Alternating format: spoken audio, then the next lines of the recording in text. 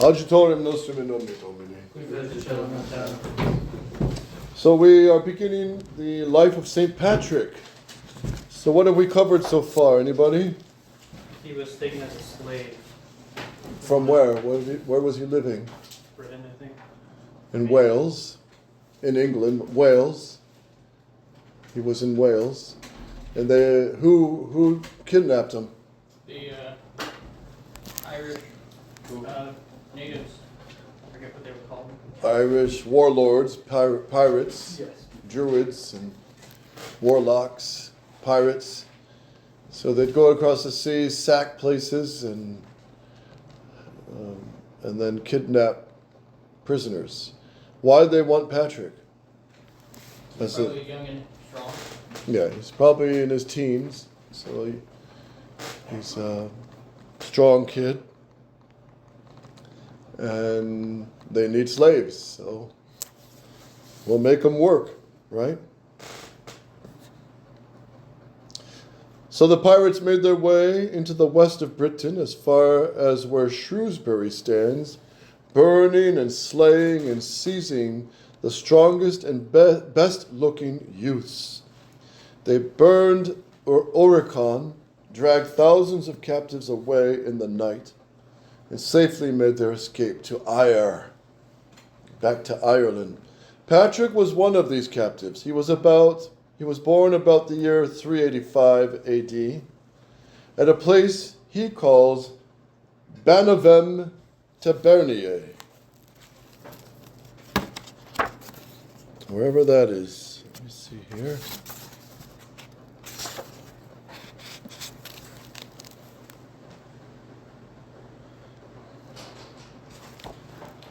In his confession, St. Patrick, whose authenticity is now generally accepted, the text of this and most of the other material in St. Patrick's life is to be found in the tripartite life of St. Patrick, edited by Whitley Stokes in London, 1887. This includes the 3 early medieval chronicles, which are the chief sources of Professor McNeill's and Mr. de Blackham's valuable short works, as they are of this. So,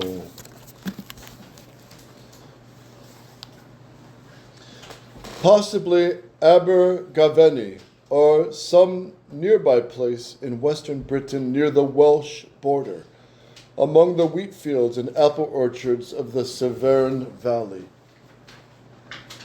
So, St. Patrick is basically, according to this, he's Welsh. He was bred a Catholic, as were so many in Britain after the martyrdom of St. Alban and others under Diocletian. So St. Alban, the bishop,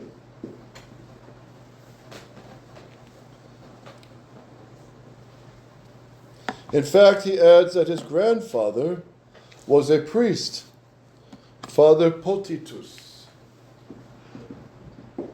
His grandfather? Yes. Father Potitus.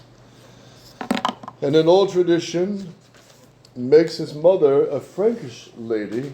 Conchessa is her name, kinswoman of St. Martin of Tours.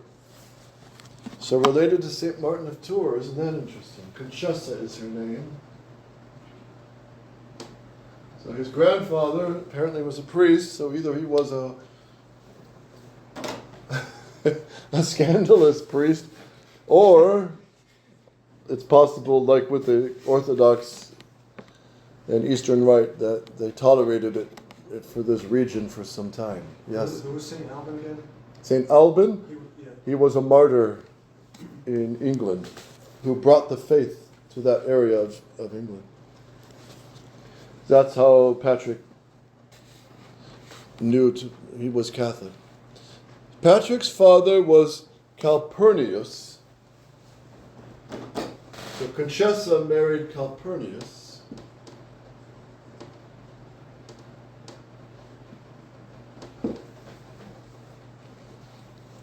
So that means they would have spoke Welsh, which is a very difficult language, very different. His father was Calpurnius, a decurion, town councillor and collector of imperial taxes, hence a man of some wealth and social position. Life in the cities that had grown up around the great Roman camps in Britain was very much as it was elsewhere in the empire. The rich had luxurious villas heated by steam from a central plant and surrounded by beautiful gardens adorned with marble statuary. The mass of slaves on whose labor they lived were amused by the fighting of gladiators and wild beasts in the great amphitheaters. The influence of this pagan environment on the Catholic community is suggested by St. Patrick's statement that at the age of 16, he and many thousands of others captured in the raid, quote, had departed from God and did not keep his commandments, and we were not obedient to our priests, who were wont or accustomed to admonish us for our salvation. So, sounds like many teenagers don't listen to the priests. They always know better, and they departed from God's commandments. So the usual pleasure sins, drinking, girls, and bad company. And probably bad language too, and dirty jokes. It is to this laxity, in fact, that St. Patrick attributes the misfortune which God permitted to fall upon him. He says, quote, "The Lord poured upon us the fury of his anger, and scattered us among many nations, even unto the ends of the earth." This is taken from his Confession, Volume 2, page 357. This, together with the fact that Patrick's father was an imperial tax gatherer, may be the foundation for the medieval belief that the saint was descended from Jews. The Book of Leinster, for example, says, quote, "Of the sons of Israel, Patrick was verily. But when the children of Israel were scattered by Titus and Vespasian in bondage throughout the four quarters of the earth, in revenge for Christ's blood, then did St. Patrick come to Britain, because Patrick's stock is of the sons of Israel.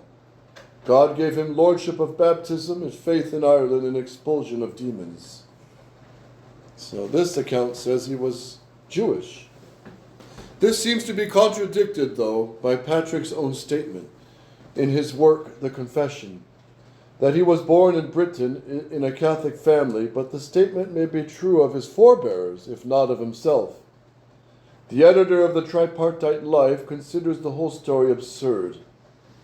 Nevertheless, it is not impossible that some, at least of St. Patrick's ancestors, were possibly Jews. There is something very Jewish in his directness and tenacity. In these and other characteristics, he certainly resembles St. Paul.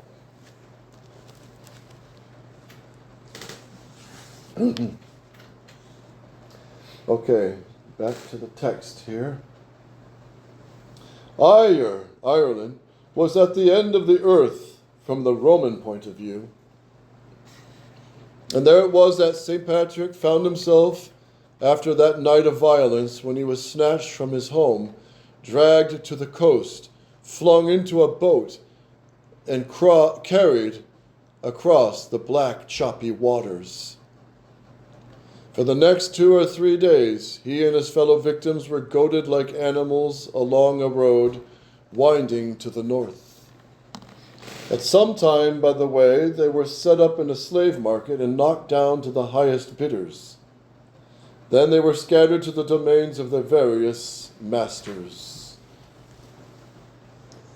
So imagine that. Who else? St. Vincent de Paul was also captured by pirates as a young man. So that has to really teach a young man a lot. To be kidnapped, to be thrown around, kicked around. I'm sure they grow up fast. And then working as slaves. St. Patrick found himself at the northeast corner of Ulster, Ulster in Ireland, Ulster. So today you could go to the hills in the green fields where St. Patrick watched sheep. And there's a huge statue of St. Patrick there, bigger than life size, huge. And it's quite beautiful. And you can see he probably went up there a lot to pray and look after the sheep and think. Patrick found himself in the northeast corner of Ulster in what is now County Antrim. So that's in the north of Ireland. Antrim.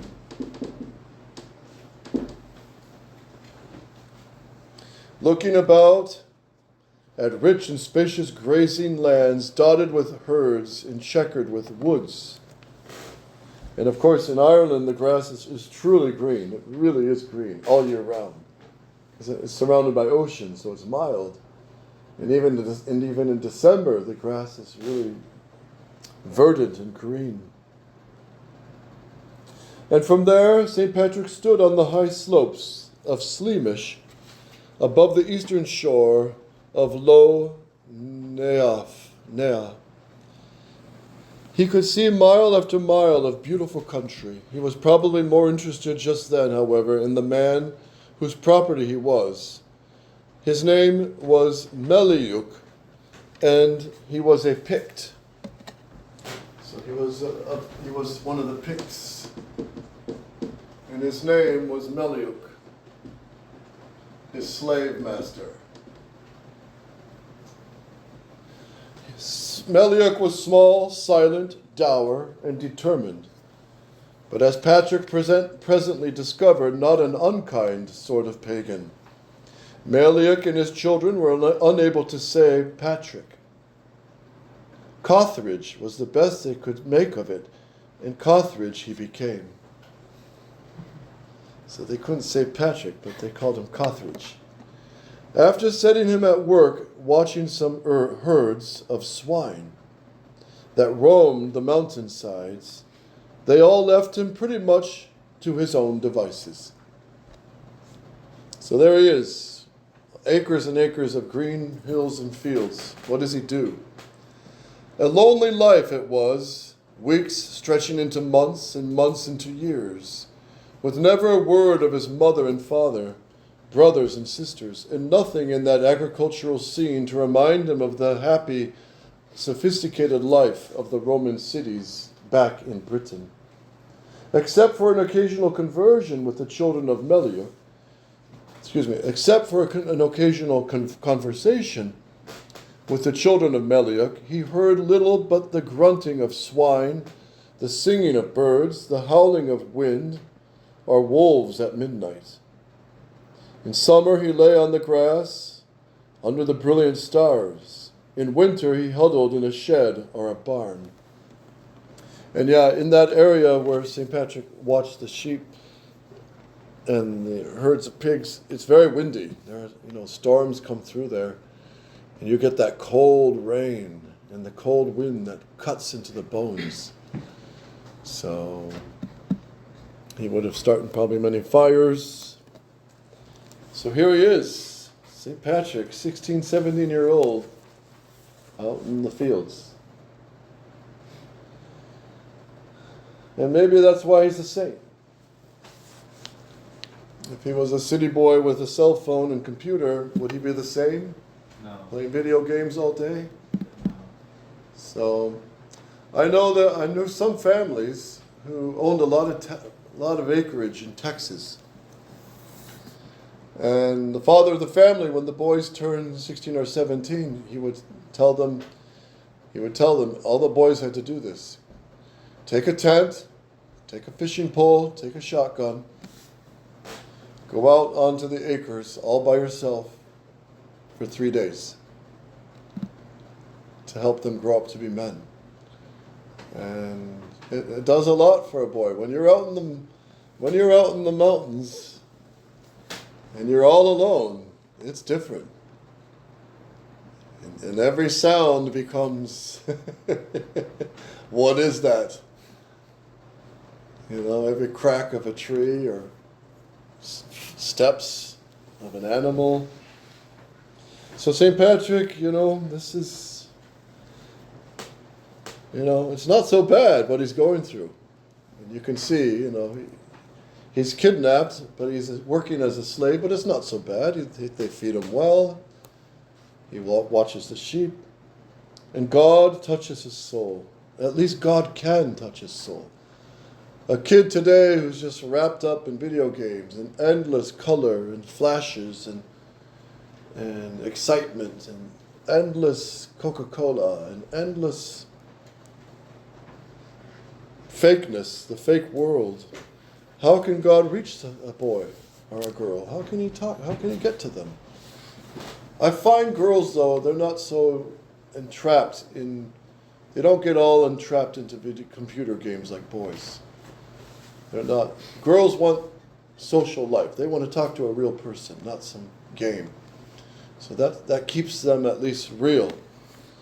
Boys tend to be more visual and love competition. So there you go.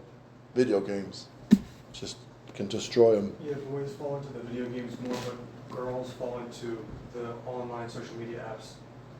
They're always. Oh, okay. Social media apps. So like Instagram, TikTok, Snapchat. what, seeing what their friends are doing? It's all social media. Yep. So they follow people. You have followers. You post pictures, and they're just on them all the time. Oh, okay. Yeah. Okay, yeah. So that they know how to trap the girls too. Yes. When I was in public school, I overheard girls talking about the screen time on their phone, and they have like 16, 18 hours on their phone. 16 or 18 hours in 3 months? On the phone, like a day. A day. In one day? Yeah. And it's really normal. Yeah, very sad. So you look back at Patrick, his life was actually not so bad. Here he is kidnapped, but at least he's real. He's in the real world, of God's world. He's cold when it's cold. He has to build a fire. He's hungry. He has to go shoot a squirrel. And maybe with, what do you call that, slingshot. Maybe he's good at bow and arrow. Maybe he probably picked up bow and arrow or slingshot like David of the Old Testament. At home, he had never paid much attention to study. For at 16, St. Patrick tells us himself, this is from his tripartite life of St. Patrick in his confession, he was ignorant and illiterate. Now, under the heavy weight of exile and slavery, he began to do some serious thinking. The teaching of his Catholic childhood came back vividly to him. So his mom and dad taught him well the faith, thank God.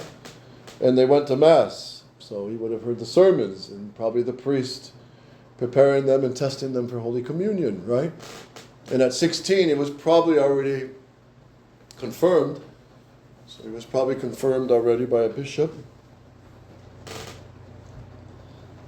Unless he was too wild and skipped that too as a youngster. He writes, "And there the Lord opened the understanding of my unbelief." He wrote, "so that, late as it was, I might summon my faults to mind and turn with all my heart to the Lord my God, who regarded my low estate and pitied my ignorance and my youth.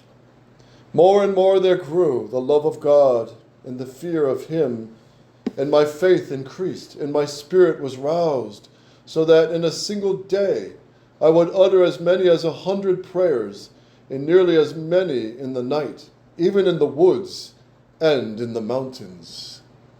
Before the light of dawn, in snow, in frost, in rain, I used to be stirred up to prayer, and I felt no harm, nor was there any slothfulness in me."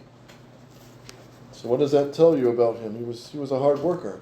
He did his work honest, he did it, and he worked hard.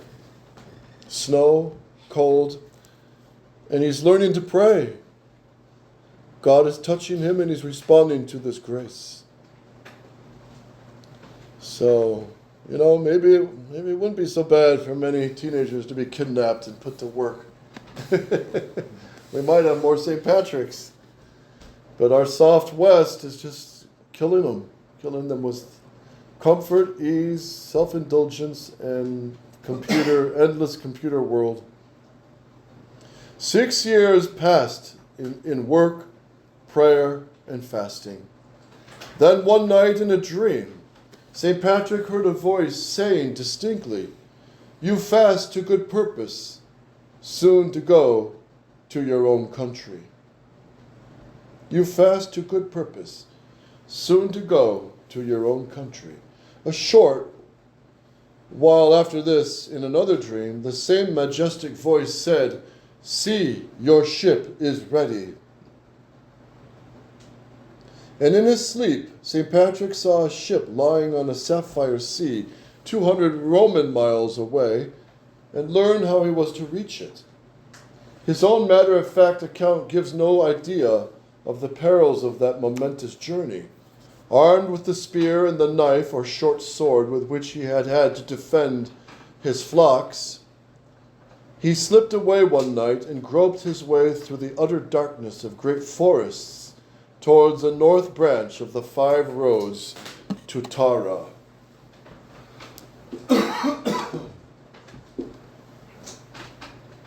It probably took 2 weeks or more to travel the hills and valleys between Slemish and the Leinster Plain.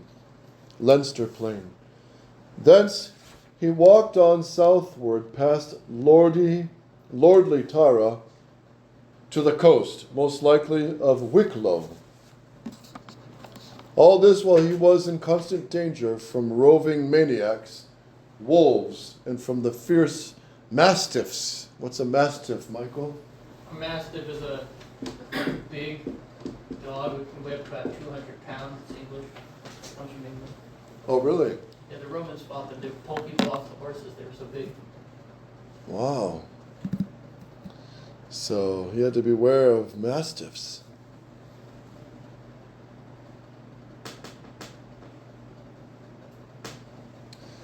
Okay, where are we here? All his while he was in constant danger from roving maniacs, and being Irish, probably some drunkards wandering, from wolves, from the fierce mastiffs that guarded the red doors of the wattled houses of chieftains, from slave owners who might send him back to Meliuk. But St. Patrick, like many of the saints, had a way with animals. They felt a mysterious power in him and trusted him. And he had no fear of any man, for he knew that the voice he had heard in sleep could utter nothing but the truth. Yet it is difficult to imagine a runaway slave surviving all the pitfalls of that journey without some help. Here and there he must have found the thatched hut of a fellow British Christian slave and received food, shelter, and direction. While at the River Boyne, B-O-Y-N-E, which still flows today, the River Boyne,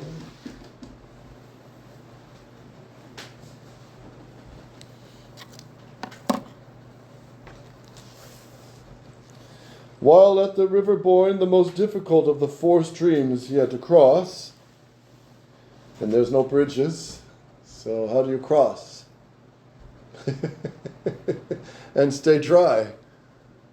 How do you do it? Well, there's some ways to do it, but if it's raining, forget it. He had to cross. He may have found a meal of salmon or a coracle to bear him to the other shore. So Oliver St. John Gogarty reasonably imagines, I follow St. Patrick. So there's, ever since all this, every year there's people who walk the path of St. Patrick in Ireland. They'll walk his trail. They know pretty much where he traveled through Ireland. So people will walk and hike and go for days following the path of St. Patrick. And miracles performed here, baptisms there. It's really neat. If I was a priest in Ireland, if I was stationed there, that's what I would definitely do with the youth, is pilgrimages on St. Patrick's path. And then end it by going up to Croagh Patrick. Finally, after many anxious days and nights,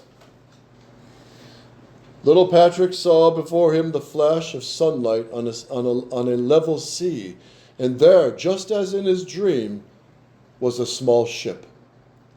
The pagan crew of this pirate craft had just finished loading its cargo of huge Irish wolfhounds, individually crated for sale on the continent, where they were prized for gladiatorial combat and for hunting, and were just ready to cast moorings when St. Patrick ran to the water's edge and asked the men to be taken aboard. So what's an Irish wolfhound? It's a pretty big dog, but he's kind of slim, he's fast, he's all gray. They pull people off of horses too. The Romans wrote about a lot of dogs pulling them off of horses. Really? So these were some wild, Yeah. big dogs. Nothing to mess with. They didn't live for a long time though. The Irish wolfhounds. They No? lived less than 5 years. Because Wow. of how big they were. Really? Yes. So they must grow up fast. When they curtly refused Patrick, he walked away through the village praying earnestly towards a small thatched hut that stood near the beach. He had not gone far when someone shouted that the men on the ship wanted to talk with him. St. Patrick hurried back and this time was taken aboard. Perhaps the pirates had noticed that the wild dogs had become quiet in his presence. He might be useful in training them. He saw that they were Gentiles and had some hope of their conversion to Christ. Catholics are not Gentiles, though the term is often misapplied to them. Footnote. For 3 days the little craft clove the spray of the Hyperborean Sea before the crew beached it on the coast of Gaul. So they went down to France. Ireland to France. Then for 28 days, according to St. Patrick, they trekked overland through a desert, he writes, created by the hordes of Vandals, Alans, and Burgundians, who, crossing the Rhine River on the last night of the year 406, had left the fair vineyards and orchards of France a charred and almost lifeless waste. So the barbarian hordes had just sacked this part of France and burnt much of the fields. St. Patrick and his companions probably knew nothing of this when they struck inland during the summer of 407 AD, expecting to replenish their supplies on the way. After some days they ran out of food and water. Some of the dogs began to sicken and die. And the pirates, like so many other unbelievers, began to blame their misfortunes on the failure of Christianity. That's funny. That is true. A lot of people blame the priests, blame the bishops, blame the Christianity, blame the Catholic faith. They do that. "How is this, you Christian?" said the captain. "You say your God is great and almighty. Why then can't you pray for us? We're in danger of starving."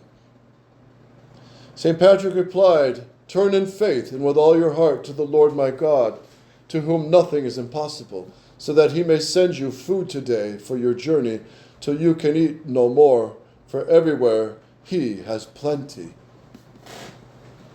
So Patrick, how old is he now? Maybe if he's been in Ireland for a few years, maybe he's in his early 20s, late teens or early 20s. And he's become a man of prayer now, St. Patrick. He's made a long retreat. And now he truly believes and loves God. Patrick replied, "So by God's help," he tells us, "it came to pass." He writes, "Lo, a herd of swine appeared on the trail before our eyes. And they killed many of them and spent 2 nights there and were well refreshed. And their dogs were fed full, for many of them had fainted and were left half dead on the way. And after this they offered the fullest thanks to God." Boy, Patrick, your God really does answer. They had bacon, they had ham, what else? Sausage. These were probably wild javelinas, probably a wild boar. They also found some wild honey, which they offered gratefully to St. Patrick in sacrifice, as if he were a god, just as the pagans of Lystra had worshipped Paul and Barnabas. Thanks be to God, I tasted none of it, St. Patrick wrote. Like all mystics, he had to discover, if he had not yet done so, the spiritual law that decrees temptation after triumph, desolation after joy. So God tries his servants, as the scripture says, as gold is tried by fire 7 times, so God tries his friends 7 times in fire. He writes, that same night as I lay sleeping, Satan powerfully assailed me. I shall remember it as long as I am in this body. He fell upon me like an enormous stone, and I was stricken nerveless in all my limbs. Once then did it come into my unscholarly spirit to call upon Elias. At once I saw the sun arising into the dawn sky, and while I kept invoking Elias, Elias, with all my strength, lo, the splendor of the sun fell over me and instantly shook all the heaviness off me. I believe I was succored, helped by Christ my Lord, and that his Spirit even then was calling out on my behalf. The reference to Elias has been as puzzling to students as it was to St. Patrick. St. Athanasius makes the sun a symbol of Christ, the Word, maker and sustainer of the lamp of day. But St. Patrick could hardly have read him, St. Athanasius, at this time, nor is it likely that he was influenced by the Irish worship of the sun god, whom the Greeks called Helios. Perhaps some mention of the prophet Elias heard in his childhood came into his mind. But anyway, he called upon Elias. Well, the Carmelites do too. So he wasn't far off. So that is true. People who deal with the devil or have been attacked by him, they feel paralyzed. They just can't move. One person told me they saw this black figure come into their room and step and stand on top of him and crushed him with fear. He couldn't move. He couldn't even go reach for his rosary. 2 more months passed before he could get rid of the pirates' company. Meanwhile, he and they were captured by a band of barbarians who robbed them and let them go. The pirates finally disappeared, and St. Patrick made his way somehow, it is believed, to the southern coast of France. There he beheld a small distance away in the blue Tyrrhene Sea, a small island blooming with palm trees and other verdure, and astir with a slow but purposeful activity. So here is France, and Spain is here, Italy here. So it's down here that he goes, to the island of Lérine.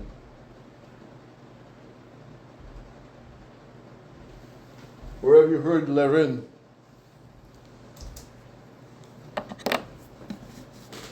There's a saint who's called St. Vincent of Lérine. He's the one that says, when all goes crazy in the church, stay with tradition. You can't go wrong.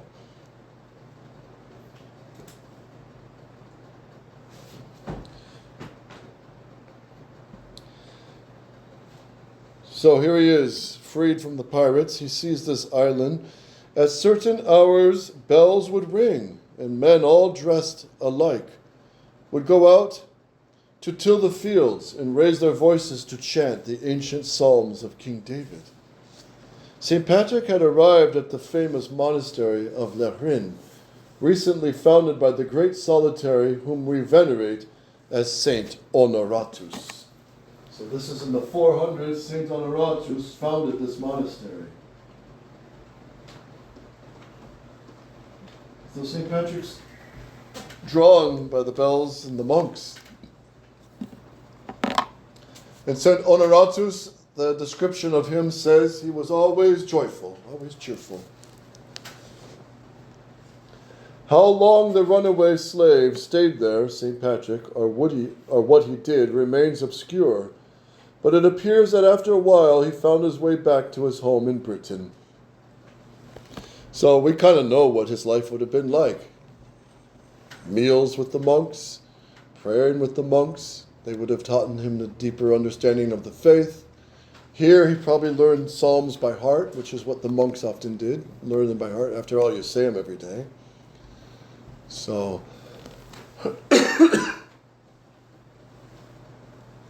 so he would have probably picked up maybe a trade as well. In the monastery, there's always bread making, woodwork, all kinds of stonework, and working with wax of the bees, all kinds of things going on in a full monastery.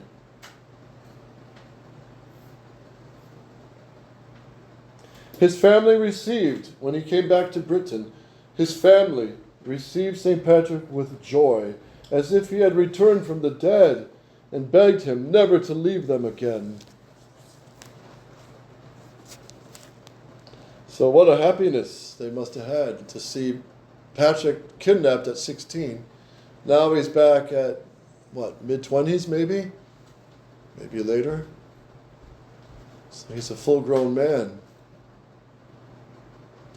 But a peaceful life in a prosperous villa was not to be St. Patrick's portion. Settle down with a wife and take it easy. That was not for him. For St. Patrick's voices, like those majestic ones heard by St. Peter and St. Paul, St. Augustine, St. Joan of Arc, and St. Teresa of Avila, were not to be denied, and they had followed him back to his native soil. I saw in the night visions of a man, he writes, whose name was Victorious, coming as it were from Ayr, with countless letters. He gave one of them to me, and I read the beginning of the letter, which was entitled, The Voice of the Irish. And I thought that at that very moment I heard the voice of those who lived beside the wood of Falkluth, which is near the Western Sea. Falkluth.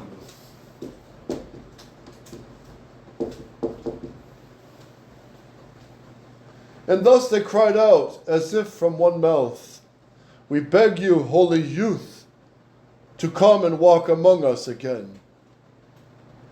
We beg you, holy youth, to come and walk among us again. And I was deeply broken in heart and could read no further, and so I awoke. And he writes, And on another night, whether within me or at my side, I cannot tell, God knows, in words of the utmost eloquence, which I heard, but could not comprehend until the end of the prayer, he spoke thus, He who laid down his life for you, he it is who speaks in you. And so I awoke with joyful heart. And another time I saw him praying in me. And he was, as it were, within my body, and I heard him over me, that is, over the inner man. And there he was praying mightily with groanings, and I was wonderstruck.